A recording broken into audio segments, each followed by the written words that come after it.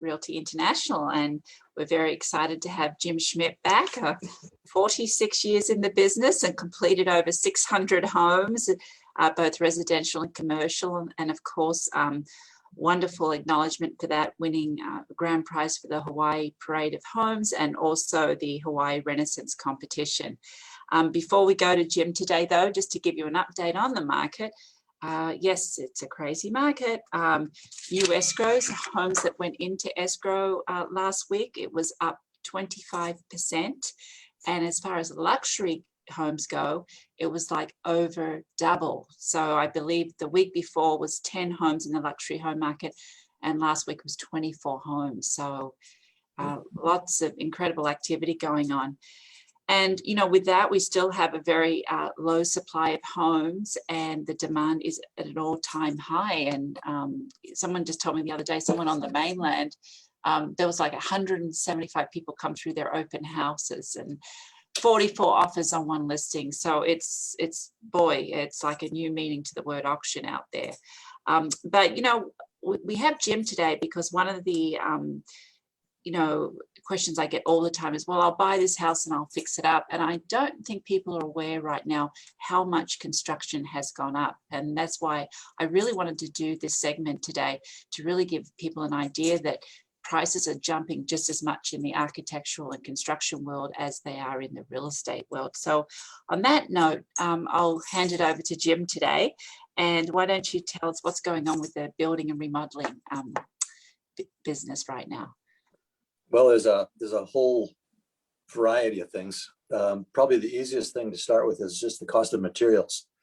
And it's in Hawaii, you know, we don't have a lot of products that we make here. All our wood comes from somewhere else. All our steel comes from somewhere else. So we're kind of at the mercy of what's happening on the mainland. And what's happening there also is that the mills have got plenty of wood.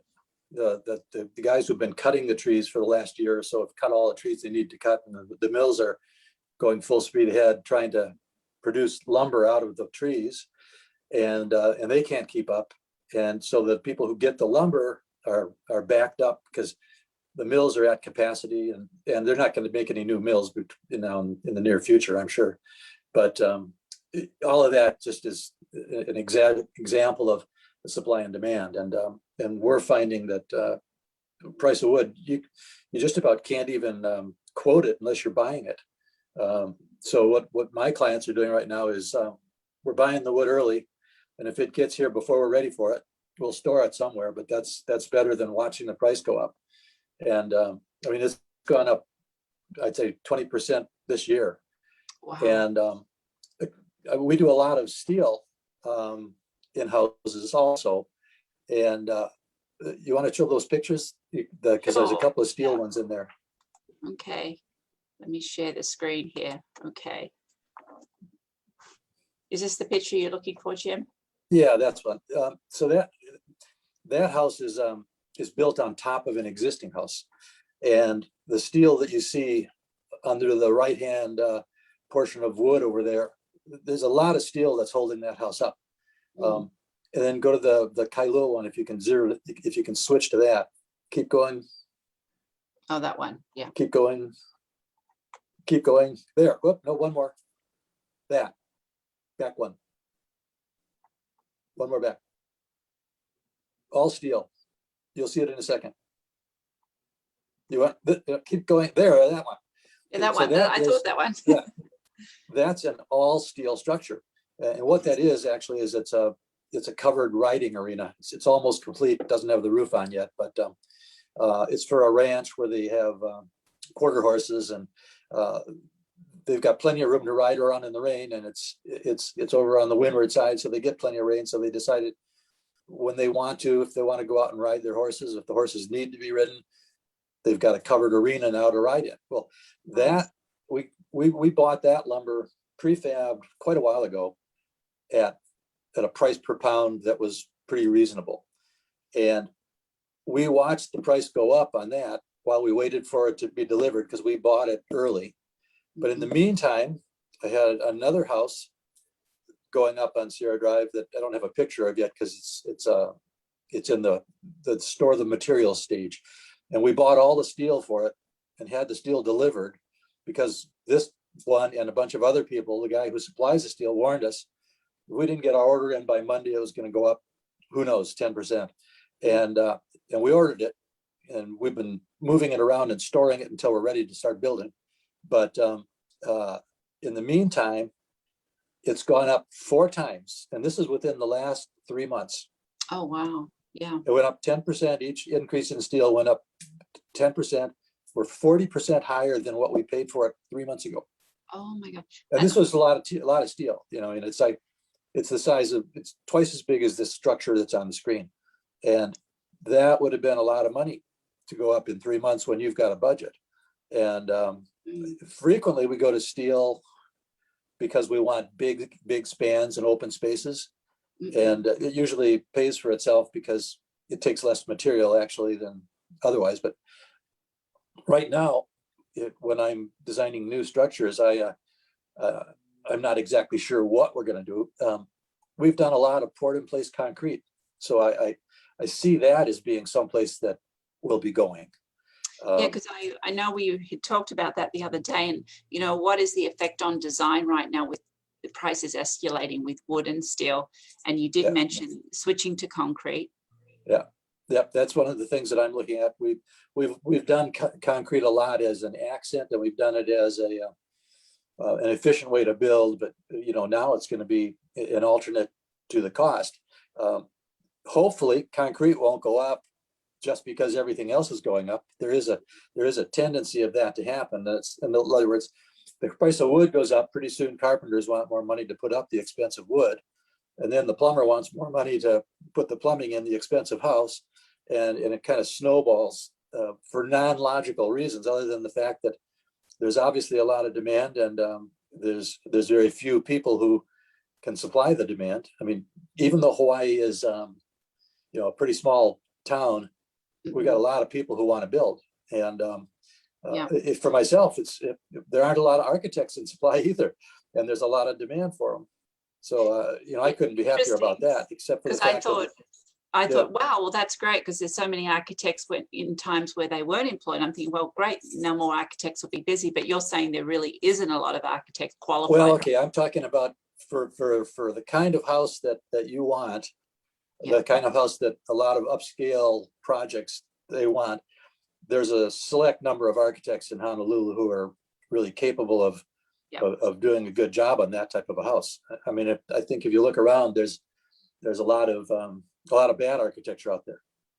Yeah, I suppose I'll get in trouble by saying this, but no, you know, it's the reality. And one of the things is, you know, I've been doing this for almost 50 years. Yes. And I've been through a bunch of ups and downs, and the downs are always coincidental. It's not a factor of up, then it's going to go down. Sooner or later, a down will come along. But a down, in my experience, has been a leveling off, not actually going down. We've never gone back to costs that we had a year ago. We've leveled off. And maybe there was a period of time when people were behind on their loans and upside down and had to sell their properties because they put everything into it, and the economy dumped specifically on them at that particular moment, but not across the board. Across the board, it goes up, it doesn't come down. So, you know, there might be somebody listening today saying, well, I'm just going to wait to remodel, you know, wait till the prices come down. So what you're saying is they're not going to go down, they'll just level off at one of the points where it's gone up to. Yeah, and it's going to keep going up until it levels off. And the other thing is, we still have very good interest rates. Yes. So, you know, the tendency to do it now, I see everybody jumping on the bandwagon all together. It's like there isn't any trickle down bunch of, this week I've got more jobs. Next week I'm going to have more than that. It's everybody wants everything right now. Correct. You know, I've noticed in the real estate market, it's like about 3 months ago, I went, oh my God, there's nothing to sell. There's nothing on the market. Yeah, there still isn't, but there's a little more inventory coming on. It doesn't mean you shouldn't be as sharp to get the property for your client, but maybe in 6 months, we might see it level off a little bit with buyers and sellers and equal amount of listings, equal amount of buyers.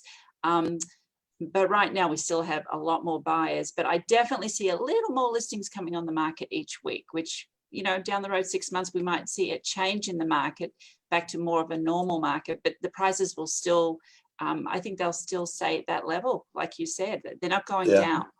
Yeah. And as long as interest rates are low, you can afford more. Correct. So, And I always say in a high market too is, as long as you buy smart and it makes sense, a certain price per home, you'll never overpay, but you can still overpay in a down market too. You just got to buy smart product, like maybe having a smart design in a home, right? If you don't have a smart design, it's not a good investment. yeah. So the picture you've got up right now, coincidentally, is a house that has a lot of steel in it. And in fact, that house, what you're looking at out in front there is a platform that is 15 feet above the ground. And it's like an elevated highway where you park your car. Oh, And wow. those stairs, those little black railings, Yeah. those railings are there because if you were to try and go into those bushes are growing from 15 feet to 5 feet below this deck that you're looking at. Oh, And wow. and again, it's one of these things that as it gets more expensive to deal with retaining walls and land, we've found out that we can build platforms much the same as a condominium's rec deck that's built above their parking garage, and Yeah. it's got a swimming pool and a lot of landscaping and all of those things. They don't need to be built on the ground. They can be built elevated, which Okay. again brings you back to steel and concrete, because that's really the only way to build that way. No. I think there's another one here that is built on a platform as well. It's the Aina Haina house. Oh, I know which one you mean. That one. Yeah, no, that one. That is actually a rooftop deck. That deck that you're looking at there is 6 feet clear underneath it, and that's because it's a flood zone, and it wasn't an economic thing. It was just we needed to do it that way. See if there's a couple more pictures. Did I give you more pictures of that? Because no, I guess not. Anyway, that picture, that house right there. Well, anyway, it was unfinished because there's all kinds of grass and living walls and things like that on that house now, but it's interesting. Did you want to comment on this house, Jim? That's kind of just a different thing. Right now, the tendency for my business is modern houses, but over the centuries, I've done a lot of traditional houses and a lot of modern houses, and it's kind of reversed itself. I used to get one modern house every couple years. Now I get a traditional house every couple of years, and the rest of the houses are modern. So this happens to be a traditional house, and even at that, it's got some steel in it, and it's got a lot of wood in it. And we're at the point on this house that's a rendering. So it's not built yet, but we're going to be needing to go out there and buy materials for it pretty quick, because I can tell, it's going to take a lot. This house is even farther back in the chain, but that one we started, you go too fast. I can't tell you anything about it. Oh, sorry. It's all right. That happens to be an interior. We previously never did interiors. I've got a couple of interiors for this house because we have an architect who's worked for me in the past, Courtney Southwick, who's actually very interested in interior design. And I'm interested in interior design also, but I don't have the patience for the detail. I absolutely can't sit still and take 3 different kinds of wood and say to my client, which of these 3 woods do you like better? Sure. If I do interior design myself, you have to say, you can pick everything for me and we just won't talk about it. And when I move in, I'll love it. That I can do.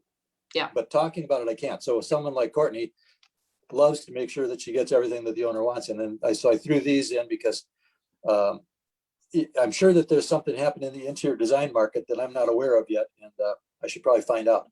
But there's another one that follows this that's kind of the same thing. Yeah, that's another one. So this house, the before pictures of this house are radically different than this, even though the spaces are very much the same. So I just threw that in because it's new to me. I haven't been. Yeah. I've worked with a lot of good interior designers, and I'm becoming more more familiar with interior design, Yes. but this particular one was not a high-end project, but it came out with a very high-end look. Well, I know you're very famous for your modern look, and I do see more and more homes like that out there, and I just love it. I mean, being originally from Sydney, Australia, I mean, they're everywhere. And in Hawaii, they've been here, but not, as you said, the rate of them coming up on the market being built right now is at a far faster rate than ever before. Like clean lines, people want that clean space, open space. Absolutely. Right. Well, Jim, any other words you want to say before we finish off here this morning? I could probably talk for hours, but this is pretty much, I think, where we were talking about going. No, well, I thank you for coming again today. I mean, it's just so educational for people out there on the fence about, do I do anything with the current market for design, building? But I'd say keep moving ahead with your plans. It's today's, each day we should live our dreams, as I say, and you'll find a way to afford it even with the prices coming up. Just there's other ways to look at things, like you said, concrete. And then I think you mentioned there was a foam house or some construction. Right. Actually, that's what I looked at over in Waimanalo that's being done. It's I forget where it was developed, but it's a really interesting project where there are large chunks of foam covered by a concrete and epoxy kind of a skim coat that provides a very strong structure, but it's a totally different look because everything is very massive, so that you get this great sense of it's carved out of stone kind of look.